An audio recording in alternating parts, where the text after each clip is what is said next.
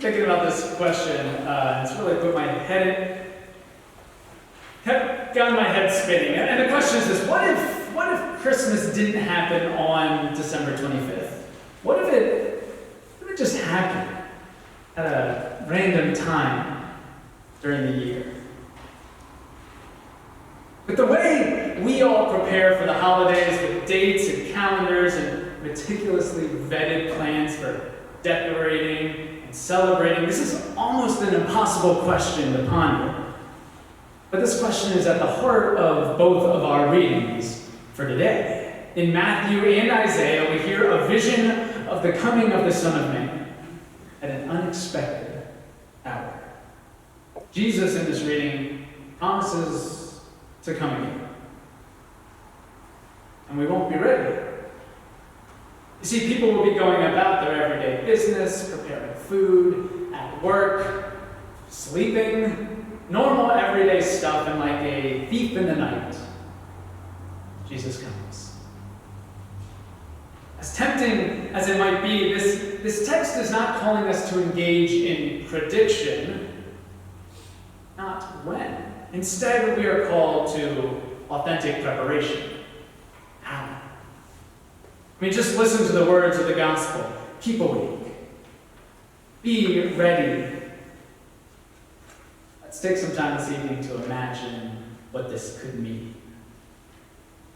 In Christmas terms, I don't think many of us have to worry about being prepared. I mean, how many of us have already mapped out your holiday schedule? Yeah, I know there's some of you are just being shy. Well, with the late Thanksgiving this year, Christmas and our celebration of the birth of Jesus will be here soon. But I imagine, I would go out on a limb to suggest that we'll be ready. Some of us wait till later, but we'll be ready too. Many of us have already picked a day when we'll decorate our houses, put up the lights, hang the ornaments on the tree. Some of us have already spent this weekend getting good deals on holiday shopping, purchasing presents and running down the list of family, friends, and relatives, making sure no one's left off the list. Plane tickets over the holidays are being purchased for travel. Christmas cards are being taken. We are restocking our supplies of wrapping paper and tape. We're getting our Christmas placemats out. We're decorating our churches. We're resetting the radio stations in our cars so that we'll only get Christmas music non-stop. We are making our lists, checking them twice. We love to be prepared. Like no other time during the year, we try to time Christmas to perfection. We spend our church time with each other literally counting down to Christmas. 1, 2, 3, 4. So we don't miss it, I guess. So we don't show up one day and being all Christmas all of a sudden. That'd be a real shock. And we do this at home too. We literally count the days on an Advent calendar. All this preparation. Well, if the reading for this weekend, this first weekend in Advent, is about being prepared, I think we've nailed it, right? Right? Oh, man. Didn't sound confident. Or is Jesus saying something more? I mean, think back to that first Christmas. The very first. Think all the way back to sleepy Bethlehem town and even further back to Mary. How prepared was the world back then? Was Mary prepared to hear the words that she would miraculously and immaculately conceive a son before she was married? Was Joseph prepared to defend his betrothed from accusations against her?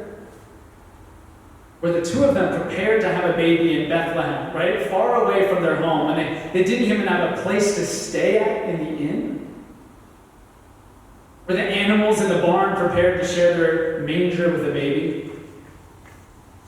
Were the shepherds in the middle of taking care of their flocks by night prepared to visit with the Son of God? Was the world prepared to greet Emmanuel, God with us, who had come to earth to preach the good news that proclaimed a radical message of faith, hope, and love.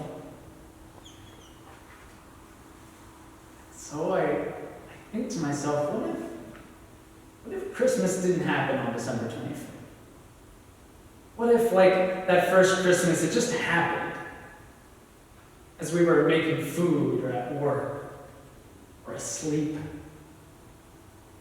What if, like the second coming of Christ, it happens like a thief in the night at an unexpected hour? Would we be prepared? Would we be prepared to welcome God incarnate, God who came down to earth, God with us? We wouldn't have our trees up and our cookies baked, that's for sure. We would have to scramble to find plane rides and wrap the presents that we need to go out and buy. There would be mad dashes to the grocery stores, like a run on gingerbread and eggnog, which would be weird. Houses would be unadorned with lights, and stockings would be hung on the chimney with anything but care, just thrown up there. Get them up! So perhaps being prepared for Christ takes a different kind of preparation. I borrowed this idea from a great preacher. His name's Pastor Jim Somerville. He's a Baptist preacher in Virginia. And he said, what if Christmas didn't happen on December 25th? Imagine if Christmas happened on the first snowfall of the year. We wouldn't be prepared, would we? Or perhaps our preparation would take on a different sort of necessity. We couldn't, for instance, count on a certain number of days for shopping or putting up the tree. We would have to have our presents ready and wrapped for the first cold weather of the season. We could be at work or at the grocery store or even asleep, and suddenly Christmas would fall from the sky. I think for most adults, this sounds awful. This is a horrifying, anxiety-producing scenario. Sort of like a young, unwed mother in labor looking for a place to have her baby in an unfamiliar town. But imagine, in this snowy Christmas scenario, what it would be like for a child. For children, every blustery day would be pregnant with possibility. Children would wonder constantly, would it be today? What's the temperature going to be tomorrow? Is it going to be colder? Watching thermometers drop would be a breathtaking wonder. The most popular channel on TV, I think, would be the Weather Channel. Kids just can't get enough of weather. No child would sleep well on cold nights. They would get up throughout the night and look out the window for flurries. Imagine the disappointment when they would look out the window on any given morning and saw only the brown, dead grass. But also imagine what would happen when the first snowflakes did start to fall. Imagine a grade school classroom full of students who looked out the window and saw the first snowflake fall to earth. They would shout, "Christmas is here! Oh, school is dismissed. We all get to go home. Jesus is born."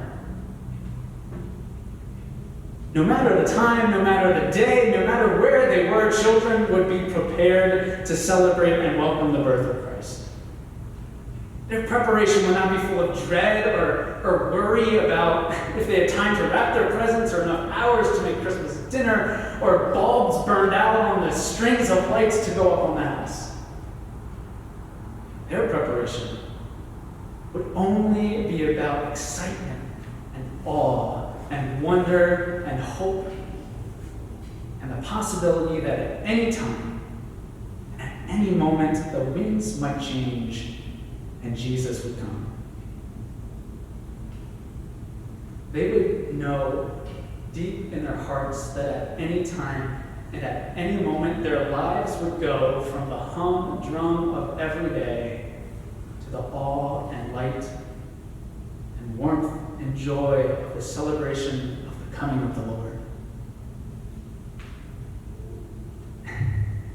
Yeah, this would be a different type of Christmas. It would also be more like the first unscheduled Christmas, or more like the unscheduled second coming of Christ, of which our Gospels tell us to prepare for. We heard today that we must be ready at any time for Jesus. So often, thoughts of Christ coming again, I think, are wrapped in stories of worry or dread. What will happen, we ask? What will happen when Jesus comes again? We think like parents, afraid that the temperature might drop and that snow might fall and that we don't have anything ready for Christmas. Did we wrap the right presents? Did we get enough hours to get everything done? Are the wrong lights burned out in our life? Or do we believe and prepare for Jesus?